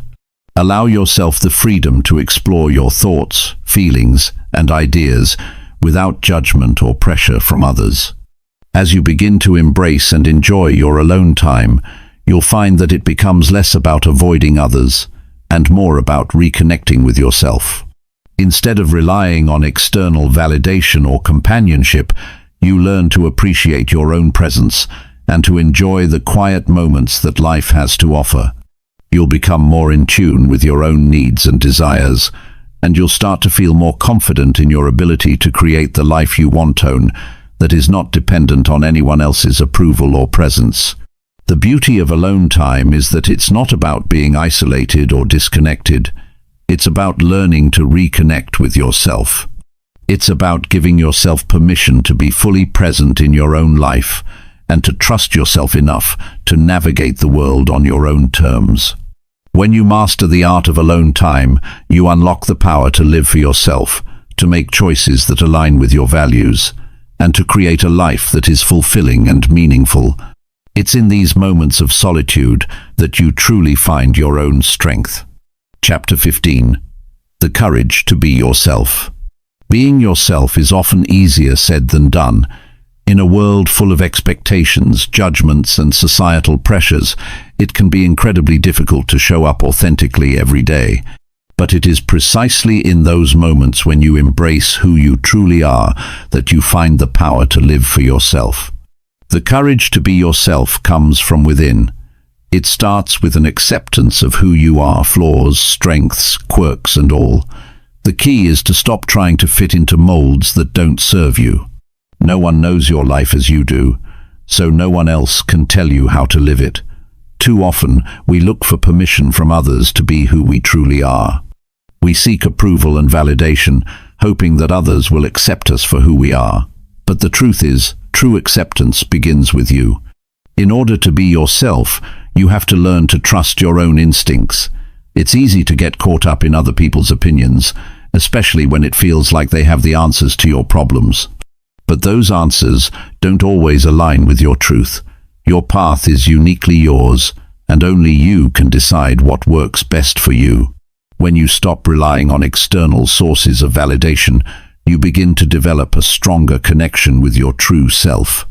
It's natural to feel fear when you think about showing your true self to the world. Fear of rejection, fear of judgment, or simply fear of not measuring up to others' standards. These fears can be paralyzing, but they don't have to define you. The more you challenge these fears, the easier it becomes to embrace who you are without hesitation. Remember, the people who are meant to be in your life will appreciate you for your authenticity, and those who aren't will fade away. Living authentically means being unapologetic about your choices, your values, and your actions. It means not watering yourself down to fit into someone else's expectations or sacrificing your needs for the comfort of others. When you embrace who you are, you allow yourself the freedom to live your life on your terms, not according to someone else's script. It might take time to build the confidence to step fully into your authenticity, but each small step is a victory in itself. You can start by recognizing and celebrating your individuality. Too often, we overlook the things that make us unique or downplay our personal qualities. We compare ourselves to others, wishing we were more like them. But in doing so, we forget the power that comes from embracing our own journey. The things that make you different are the things that make you special. These differences are the very qualities that will allow you to make a lasting impact in the world. When you stop trying to imitate others and start being yourself, you open up a whole new world of possibilities. As you begin to embrace who you truly are, you'll notice that life starts to feel easier. You're no longer putting on a mask or pretending to be something you're not. Instead of living for other people's expectations, you can focus on what truly matters to you. You can make decisions based on your values and your vision for your future, rather than trying to meet someone else's standards. This shift in mindset brings a sense of peace and fulfillment that is impossible to find when you're constantly trying to please everyone else. Living authentically also means giving yourself permission to make mistakes and grow. Perfection isn't the goal, being true to yourself is. Every mistake, every setback, is an opportunity to learn and improve. When you're authentically you, you can take risks without the fear of judgment, because you know that your worth isn't determined by your successes or failures. You'll develop a resilience that allows you to bounce back from challenges with even greater strength and determination. Being yourself also requires that you let go of people who don't support or appreciate you.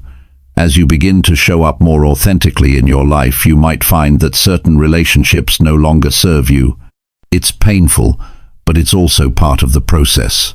Surround yourself with people who lift you up and encourage you to be your best self, not those who make you feel small or less than. Healthy relationships are built on mutual respect, understanding, and appreciation for who you truly are. When you embrace your authenticity, you will naturally attract the right people into your life, those who accept you for exactly who you are. One of the most empowering aspects of being yourself is that it gives you the freedom to pursue your dreams without hesitation. When you stop worrying about what others think, you're free to chase your goals with passion and conviction. The more you embrace your authentic self, the more you realize that you have everything you need to succeed within you. You are capable, resourceful, and deserving of the success you dream of. Remember, the world needs your authenticity. There's no one else like you, and that's your greatest strength. When you show up as your true self, you create space for others to do the same. Your authenticity can inspire those around you to embrace their own unique qualities and to live in alignment with their true selves. This is how real change happens, when individuals step into their power and encourage others to do the same. You have everything you need to live for yourself and to be true to who you are. It may not always be easy, and the road ahead may be filled with challenges. But as long as you remain committed to your authentic self, you will continue to grow stronger, wiser, and more fulfilled. The courage to be yourself is the key to unlocking a life of meaning, joy, and success. And the more you practice being true to yourself, the easier it becomes to live a life that reflects your deepest desires and values. Being yourself doesn't mean you'll never face difficulties, but it does mean you'll face them with clarity and confidence. When you stop pretending to be something you're not, you'll find that you can handle life's challenges with a new sense of purpose. The power of authenticity lies in the freedom it gives you to be who you are, unapologetically and without fear. And in that freedom, you will discover the strength to live for yourself, no matter what life throws your way. Remember, the key to living for yourself is not about pushing others away, but finding the strength to stand on your own and embrace who you truly are. It's about making choices that reflect your own values, needs, and desires. The moment you start living authentically, you'll discover a freedom and peace that no external validation can provide. It's your life, and it's time to live it on your terms.